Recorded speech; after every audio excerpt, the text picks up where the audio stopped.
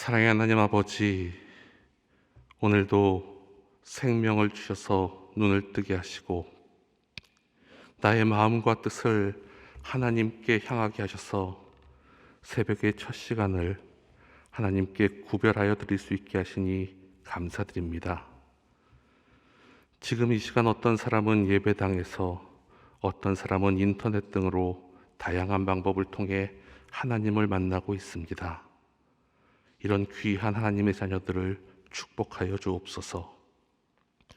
오늘 하루를 하나님 앞에서 시작하며 다양한 기도의 제목으로 하나님의 뜻대로 간구한다면 다시 자리에 누울 때에 지금보다 더 큰 감사가 주님을 향하여 있게 하여 주시옵소서. 그러기 위해 하나님께 우리의 연약함을 아뢰오니 오늘도 우리와 함께 동행하여 주셔서 우리의 나아갈 길을 행할 바를 알려주옵소서. 그리고 그 음성을 들을 때 순종하는 저희가 되게 하여 주옵소서. 우리를 사랑하셔서 우리나라를 지켜주시고 허락하여 주신 전능하신 하나님 아버지, 현재 우리나라는 다양한 분야에서 다양한 사람들이 다양한 이유로 갈등을 겪고 있으며 그로 인해 각자의 입장만을 대변하는 주장으로 기존의 질서에 대한 가치관과 의미가 혼란에 빠져 있습니다. 계층, 학력, 지역, 세대 등 전통적인 요인들과 환경, 젠더, 이민, 난민, 성소수자 이슈 등 정체성으로 인해 혼란을 겪고 있습니다. 이러한 모습들은 다양한 분야에서 사회의 균열의 요인이 되고 한미동맹, 자유와 질서, 성장과 공공경제 영역에서 진보적 가치와 보수적 가치가 공존하며 상충하며 정치적 갈등과 이념적 갈등으로 나타나고 있습니다. 이러한 양극화가 교회 내까지 강력하게 영향을 나타내고 있습니다. 더 나아가 자신만을 생각하는 개인주의 현상 역시 팽배해져 있습니다. 이러한 우리의 모습을 불쌍히 여겨 주옵소서. 이러한 시기의 한국교회가 옳고 그름의 기준이 하나님 말씀 가운데 있음을 기억하고 가르치게 하여 주옵소서. 하나님의 말씀인 성경을 바르게 알고 믿고 그 말씀대로 살기 위해 노력하며 실천하고 서로 격려하는 공동체가 되게 하여 주옵소서. 디모데후서 3장 15절에서부터 17절 말씀처럼 그리스도 예수 안에 있는 믿음으로 말미암아 구원에 있는 지혜가 있게 하는 하나님의 감동으로 된 말씀으로 하나님의 사람으로 온전케 되어 모든 선한 일을 행할 수 있는 능력을 갖추고 실천하기 위해 노력하게 하여 주옵소서. 하나님께서는 이 세상을 무에서 말씀으로 창조하셨습니다. 하나님께서 세상을 창조하실 때에 모든 생물들을 각기 모양대로 창조하셨고 보시기에 좋았다라고 말씀하시며 창조의 질서를 만드셨습니다. 그렇기에 모든 만물은 하나님의 질서에 따라 움직일 때 가장 아름답고 조화로울 수 있습니다. 하지만 인간의 죄악으로 인해 이 조화는 깨지고 무질서해지며 혼란스러운 삶을 살게 되었고 갈등과 분열을 경험하게 되었습니다. 이것이 오늘을 살아가는 우리의 모습입니다. 그러나 하나님께서는 예수님의 십자가와 부활 사건을 통해 깨어진 하나님과의 관계를 회복시켜 주셨습니다. 그것이 우리에게 복음이요 구원입니다. 우리의 구원은 오직 예수 그리스도의 죽으심과 부활하심, 구속하심을 통해 죄 사함을 받았으며 이는 인간의 노력에 의한 것이 아니라 전적인 하나님의 은혜의 선물이요 그에 대한 믿음으로 되는 것임을 기억하게 하여 주시옵소서. 그뿐만 아니라 여기서 더 나아가 바울의 말씀처럼 구원받은 것에 머무르지 말고 자신의 생각과 삶 속에서 죄의 능력과 싸워 이김으로써 하나님을 향하여 새로운 의지와 뜻을 가지고 살 수 있는 변화된 인간, 즉 새 사람인 그리스도인이 되게 하시고 그런 사람이 먼저 우리가 되게 하여 주옵소서. 그것을 기억하며 지내가는 귀한 사순절을 보내게 하여 주시옵소서. 그리고 이러한 그리스도인들이 세상과 사람들을 그리스도의 사랑으로 품게 하여 주옵소서.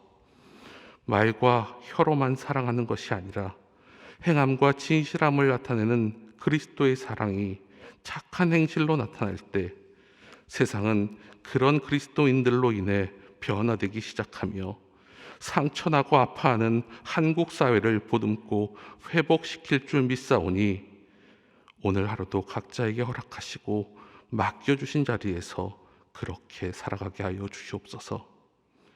교회의 머리 되신 주님, 주님의 몸된 소망교회를 저희에게 허락하여 주심을 감사드립니다. 하나님께서 귀하게 세우신 영적 지도자인 김경진 담임 목사님께 영육간의 강건함을 더하여 주옵소서. 성령의 능력과 하나님의 지혜를 덧입혀 주셔서 가보지 않고 보이지 않는 코로나19 시기의 길을 걸어갈 때 주님의 뜻대로 성도들을 인도하게 하옵소서. 성령 충만함으로 채워 주옵소서.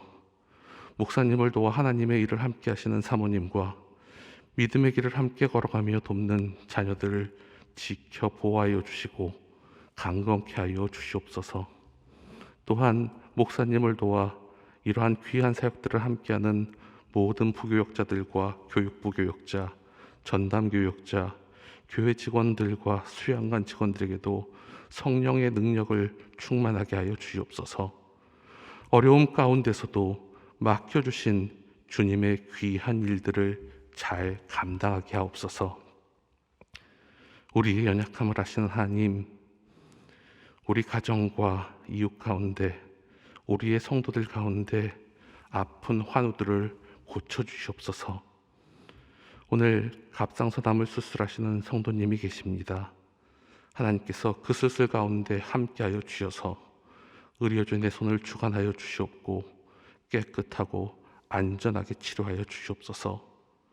또한 이후의 치료 과정 가운데 함께하여 주셔서 어린 자녀와 건강하게 지낼 수 있도록 인도하여 주시옵소서. 또한 코로나로 힘들게 투병 중인 선교사 부부를 위해 기도합니다. 얼마 전 영성 판정을 받은 남편 선교사님이 현재 호흡기로 가쁜 숨을 몰아쉬고 있습니다. 아내 선교사님은 확진이 되어 입원할 병원을 찾고 있습니다. 부르심을 받아 하나님의 말씀에 순종하여 아프리카 땅에서 열심을 다하고 있는 두 분에게 치료의 광선과 치료의 길을 열어주셔서 깨끗이 나음을 입게 하여 주시옵소서. 이외에도 각기 다른 원인으로 아파하는 우리의 이웃들을 낫게 하여 주시옵소서. 병의 근원이 그들에게서 물러나가게 하시고 하나님의 은혜 가운데 회복되게 도와주시옵소서. 특히 우리 힘으로 할 수 없는 일들을 하나님께서 책임져 주옵소서. 우리를 창조하시고 우리를 우리보다 더 잘하는 하나님께서 고쳐 주시옵소서. 이제 말씀 앞으로 나아갑니다. 말씀하시는 주님의 음성 앞에 귀를 기울이고 마음을 열게 하시며 말씀을 마음에 새기게 하여 주옵소서. 받은 말씀대로 살아가게 하여 주시고 그 말씀을 사모하는 주님의 백성 되게 하여 주시옵소서. 언제나 우리와 함께 계시는 예수님의 이름으로 기도하옵나이다. 아멘. 오늘 우리에게 주시는 하나님의 말씀은 시편 119편 161절에서 176절까지의 말씀입니다. 시편의 말씀을 저와 여러분들이 함께 봉독하시겠습니다. 고관들이 거짓으로 나를 핍박하오나 나의 마음은 주의 말씀만 경외하나이다. 사람이 많은 탈취물을 얻은 것처럼 나는 주의 말씀을 즐거워하나이다. 나는 거짓을 미워하며 싫어하고 주의 율법을 사랑하나이다. 주의 의로운 규례들로 말미암아 내가 하루 7번씩 주를 찬양하나이다. 주의 법을 사랑하는 자에게는 큰 평안이 있으니 그들에게 장애물이 없으리이다. 여호와여, 내가 주의 구원을 바라며 주의 계명들을 행하였나이다. 내 영혼이 주의 증거들을 지켜 싸우며 내가 이를 지극히 사랑하나이다. 내가 주의 법도들과 증거들을 지켜 싸우니 나의 모든 행위가 주 앞에 있음이니이다. 여호와여, 나의 부르짖음이 주의 앞에 이르게 하시고 주의 말씀대로 나를 깨닫게 하소서. 나의 간구가 주 앞에 이르게 하시고 주의 말씀대로 나를 건지소서. 주께서 율례를 내게 가르치심으로 내 입술이 주를 찬양하리이다. 주의 모든 계명들이 의로움으로 내 혀가 주의 말씀을 노래하리이다. 내가 주의 법도를 택하여 싸우니 주의 손이 항상 나를 도움이 되게 하소서. 여호와여, 내가 주의 구원을 사모하여 싸우며 주의 율법을 즐거워하니이다. 내 영혼을 살게 하소서. 그리하시면 주를 찬송하리이다. 주의 규례들이 나를 돕게 하소서.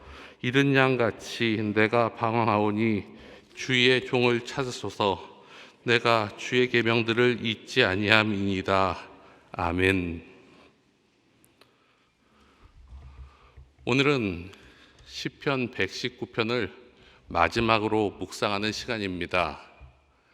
119편은 워낙 긴 시편의 말씀이기에 이전까지 10분의 목사님이 설교를 하셨고 오늘 11번째 제가 마무리하게 되었습니다. 그러기에 119편을 한번 간단히 정리해 보겠습니다. 119편은 176절이나 되는 가장 긴 시편의 말씀입니다. 그리고 여러 목사님들이 공통적으로 시작하시면서 설교하셨던 것처럼 이 말씀은 답관체 혹은 이합체 형식을 가진 시입니다. 첫 글자를 알파벳 순서에 따라 운율을 맞춰서 진행하는데 본 시편은 그 내용을 히브리 알파벳 순서에 따라 8절씩 22개의 연으로 구분하고 있고 목사님들이 각자 맡은 그날의 말씀과 주제를 설교해 주셨던 것이 오늘까지의 일이었습니다. 그리고 그 내용들을 함께 살펴보았다면 우리가 공통점을 발견할 수 있는데 이 말씀 가운데 시편 기자는 하나님의 말씀에 대한 10가지 단어를 사용하여서 하나님의 말씀이 어떠한지를 우리에게 이야기해 주고 있습니다.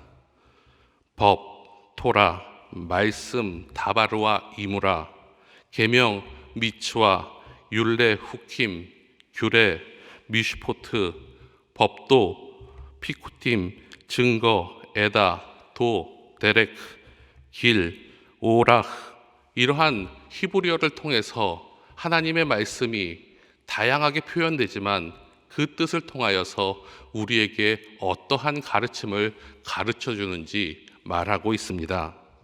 또한 시편 기자는 자신을 하나님의 종이라고 말하면서 하나님에 대한 자신의 마음을 여러 가지 모습으로 표현하는 것을 발견할 수 있는데 그는 이 말씀을 통하여 즐거워한다, 사랑한다, 지킨다, 묵상한다, 기뻐한다, 사모한다라고 자신의 감정과 기쁨들을, 모습들을 표현해주고 있습니다. 이러한 말씀과 특징을 가지고 오늘 시편의 기자의 모습을 생각하면서 이러한 순서로 다시 한번 마지막 연들을 한번 살펴보고자 합니다. 오늘의 말씀은 신으로 시작하는 161절에서 168절까지의 21번째 연과 타부 또는 타우라고 시작하는 169절에서 176절까지의 22번째 연입니다. 두 부분의 말씀을 묵상하다 보면 하나님의 말씀에 대한 시편의 기자의 감정이 반복되거나 대칭되어 움직이는 것 같은 느낌을 받게 됩니다.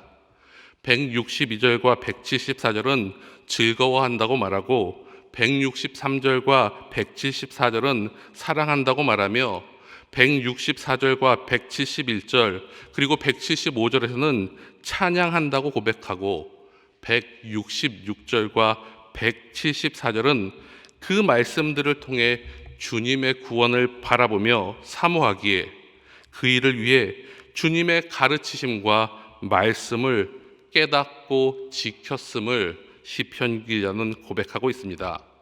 그리고 그 어떠한 순간에도 주님의 말씀을 잊어본 적이 없기에 위기의 순간에서도 하나님의 도우심과 살펴보심을 간구하고 있음을 우리에게 이야기하고 있습니다. 그러면 본문의 말씀을 조금 더 자세히 살펴보시겠습니다. 먼저 161절의 말씀입니다. 제가 세 번역으로 한번 읽어드리겠습니다. 권력자는 이유 없이 나를 핍박하지만 내 마음이 두려워하는 것은 주님의 말씀뿐입니다. 이 말씀에서 우리는 시편 기자가 이유를 알 수 없는 핍박 중에 있음을 짐작할 수 있습니다. 그리고 그 핍박과 고소의 내용은 거짓된 내용이었습니다. 그는 그러한 어려움 속에서도 걱정하는 것이 있는데 그것은 세상적인 염려나 걱정이 아니라 하나님 말씀 앞에서 자신의 모습을 뒤돌아보며 참된 하나님의 말씀만 경외하고 있음을 우리에게 고백하고 있습니다. 그래서인지 22번째 여인은 첫 부분인 169절과 170절에서 하나님께 부르짖음을 이야기하고 있는데 이 부르짖음은 161절에서 말한 것처럼 주님의 말씀을 경외하는 자에게 핍박을 이겨나갈 수 있는 주님의 방법을 주님의 말씀 가운데서 깨닫게 해달라고 간구하고 있는 것입니다. 161절로 시작하는 21번째 연에서 시편 기자는 만족함의 기준이 자신의 가치가 세상 사람들의 소리나 세상의 재물에 있지 않음을 우리에게 이야기합니다. 그것에 초점을 맞추기보다는 오직 하나님의 말씀에만 초점을 맞추고 있음을 우리에게 163절을 통해 고백하고 있습니다. 그 정도가 어느 정도인지 말하는가 하면 자기가 목숨의 중요성을 알지만 그 목숨을 걸고 나간 전쟁에 나가서 승리 후에 얻은 전리품과 같다라고 이야기합니다. 어쩌면 전쟁과 같은 믿음의 여정 가운데서 승리의 전리품과 같은 하나님의 말씀을 얻었다라고 고백하는 고백과 같기도 합니다. 또한 그러한 고백은 시편 기자가 어려움을 당할 때 어떻게 극복하려고 하는지 잘 나타나고 있는데 171절과 172절의 말씀입니다. 주께서 율례를 내게 가르치심으로 내 입술이 주를 찬양하리이다. 주의 모든 계명들이 의로움으로 내 혀가 주의 말씀을 노래하리이다. 그는 163절의 고백처럼 하나님의 말씀인 주의 말을, 주의 율법을 배웠고 그 말씀의 의로움을 깨달았으며 사랑했습니다. 그렇기에 그 하나님과 그 말씀을 찬양했습니다. 164절과 165절의 말씀입니다. 주의 의로운 규례들로 말미암아 내가 하루 7번씩 주를 찬양하나이다. 주의 법을 사랑하는 자에게 큰 평안이 있으니 그들에게 장애물이 없으리이다. 시편 기자는 하루에 7번씩 주님을 찬양한다고 고백합니다.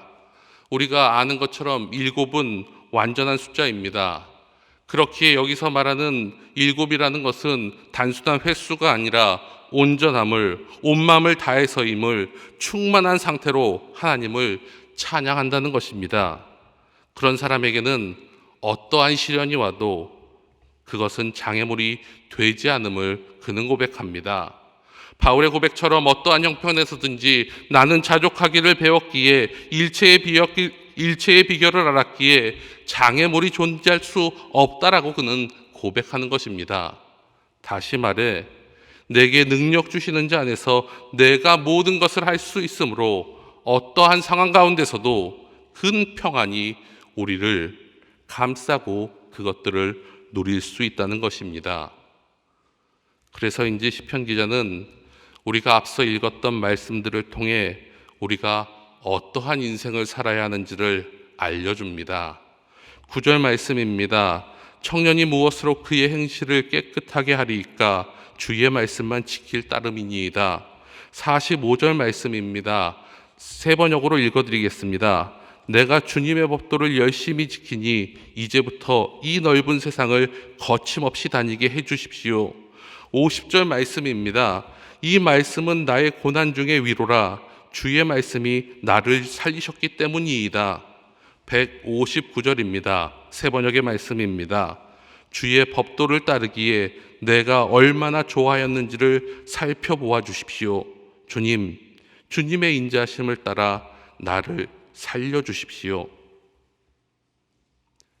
이러한 고백들을 통해 우리는 21번째 연에서 고백하는 고백들이 최종적인 결론에 이른 모습처럼 167절의 고백처럼 내 영혼이 주의 증거들을 지켜 싸우며 내가 이를 지극히 사랑한다는 그 고백의 내용처럼 이 119편이 끝날 것을 예상하게 됩니다.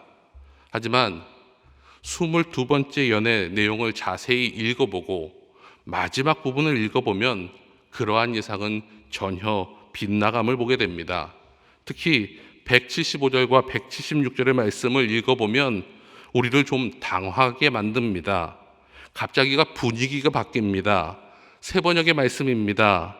나를 살려주셔서 주님을 찬양하게 해주시고 주님의 규례로 나를 도와주십시오. 나는 길 잃은 양처럼 방황하고 있습니다. 오셔서 주님의 종을 찾아주십시오. 나는 주님의 계명을 잊은 적이 없습니다. 우리가 생각하는 믿음의 범위 내에서 이 시편을 아름답게 마무리 지으려면 오히려 21번째 연과 22번째 연이 서로 뒤바뀌면 좋을 것 같습니다. 여느 시편처럼 아픔과 고백, 부르짖음 후 하나님을 깊이 만남을 통해 자신의 구원에 대해서 확신을 하고 그러한 이유가 하나님의 말씀을 사모함에 있음을 고백하면 이 시편의 결론은 해피엔딩처럼 보인다는 것입니다. 하지만 이 시편은 그렇지 않습니다. 읽으셨던 개정개역의 말씀처럼 들으셨던 세 번역의 말씀처럼 조금은 힘이 빠지는 것 같은 상황으로 끝을 맺습니다. 마치 확실한 결론이 나지 않은 드라마처럼 그 끝이 마무리되고 있음을 우리는 알 수 있습니다. 그런데 어쩌면 그것이 우리의 인생이고 우리의 믿음의 여정이 그럴 수 있다는 것입니다. 우리의 예상대로만 끝나지 않는다는 것입니다. 우리가 원하는 대로만 끝나지 않는다는 것입니다. 오히려 그 반대대로 살 수 있는 것이 우리의 모습이라는 것입니다. 늘 성령 충만한 것 같아 모든 것을 다 이길 수 있는 것 같은데 나의 주변 상황이 나를 가만두지 않습니다. 그로 인해 그 충만함이 흔들리거나 나약해질 수 있다는 것입니다. 당당함과 자신감이 있어 부르짖음이 없을 것 같은데 그 자신감도 부르짖음으로 바뀔 수 있는 것이 우리의 믿음의 삶이라는 것입니다. 그리고 그것이 우리 인간이며 우리의 모습이라는 것입니다. 그나마 이 부분을 조금 다르게 의역한 메시지 성경은 우리에게 위로를 주는 듯한 뉘앙스로 이 부분을 번역합니다. 176절을 메시지 성경으로 읽어드리겠습니다. 내가 길 잃은 양처럼 헤맬 때 나를 찾으소서. 내가 주님의 그 음성을 알아들을 것입니다. 유튜브에 보면 양은 목자의 음성을 듣는다라는 제목의 영상이 있습니다. 제목에서 알 수 있듯이 여러 사람이 나와서 들판에 있는 양들을 부릅니다. 그런데 이 양들은 반응하지 않습니다.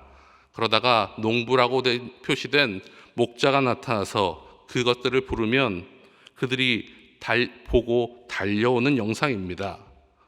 성경에서 말하는 것처럼 양이 목자의 음성을 알고 기억하고 그 음성에 반응한다는 것입니다. 특히 위기 속에서 그런다는 것입니다. 시편 기자도 자신은 하나님의 말씀을 기억하고 사랑하고 있기에 이 어려움 속에서 주님의 음성을 듣는다면 그 음성을 알아들을 수 있기에 찾아달라고 말하고 있는 것입니다. 그것을 통해 내 영혼이 살아나며 그 음성이 나를 도울 수 있음을 고백하고 있습니다. 그것이 내가 주님의 말씀을 따르고 사랑하는 이유라고 말합니다. 사랑하는 성도 여러분, 세상을 살다 보면 161절의 말씀처럼 거짓으로 혹은 이유 없이 억울하게 고소당하거나 모함을 당하는 황당한 일들을 경험할 수 있습니다. 다니엘과 세 친구가 그랬듯이 말입니다. 또한 의인이라고 사람들에게 인정받는 믿음도 있고 하나님의 말씀을 잘 순종하며 살았는데 고난이 올 수도 있습니다. 욥처럼 말입니다. 심지어 예수님과 동행하며 믿음의 길을 가고 있는데 풍랑을 만날 수 있습니다. 또한 때로는 매일 들었던 말씀이지만, 목소리이지만 위기의 순간에서 멀리서 들리는 주님의 음성을 분별하지 못할 수도 있습니다. 예수님의 제자들처럼 말입니다. 하지만 주님의 손을 붙잡고 나의 연약함을 인정하며 고백하고 하나님의 말씀만, 그 능력만 의지할 때 우리는 그러한 위기의 길 가운데서 승리할 수 있다는 것입니다. 믿음의 사람들은 하나님의 말씀을 붙잡았기에 모든 어려움들이 그들을 피해간 것이 아니라 그 어려움 속에서 하나님의 말씀을 깨닫고 의지하여 이겨낼 수 있었으며 하나님을 바라보며 살았다는 것입니다. 그러므로 우리도 위기 가운데 하나님의 말씀을 듣고 믿고 배우고 기억해야 합니다. 그 위기 속에서 주님의 음성을 듣고 기억한다면 우리는 어떠한 어려움이 다가올지라도 이겨나갈 수 있을 것입니다. 그러기에 시편 기자는 하나님의 말씀을 사모하기에 삶이 어떠한 방향으로 갈지라도, 어려움이 닥쳐올지라도 그것을 이기며 나를 붙드시는 주님의 음성을 붙들고 그로 인해 내 영혼이 살 것을 고백하고 있습니다. 다시 말해, 그 음성을 들려주실 때 그 음성을 듣고 깨닫고 의지하며 나아간다면 우리는 그 위기 가운데 승리할 수 있다는 것입니다. 이제 세상에서의 새로운 일주일이 시작됩니다. 여러분은 이 일주일을 어떻게 사시겠습니까? 오늘의 말씀처럼 주일에 들은 하나님의 말씀을 기억하며 지금 각자의 자리에서 주님을 만나 기도하는 것을 기억하며 어떠한 상황 가운데서도 주님의 말씀에 귀를 기울이며 그 말씀대로 살아가는 저와 여러분들이 되어야 할 것입니다. 마지막으로 우리가 꼭 기억해야 할 시편 119편 말씀 중 한 구절의 말씀을 읽어드리겠습니다. 주님의 말씀은 내 발의 등이요 내 길의 빛이니이다. 105절의 말씀입니다. 다 같이 기도드리시겠습니다. 하늘에 계신 우리 아버지, 아버지의 이름을 거룩하게 하시며 아버지의 나라가 오게 하시며 아버지의 뜻이 하늘에서와 같이 땅에서도 이루어지게 하소서.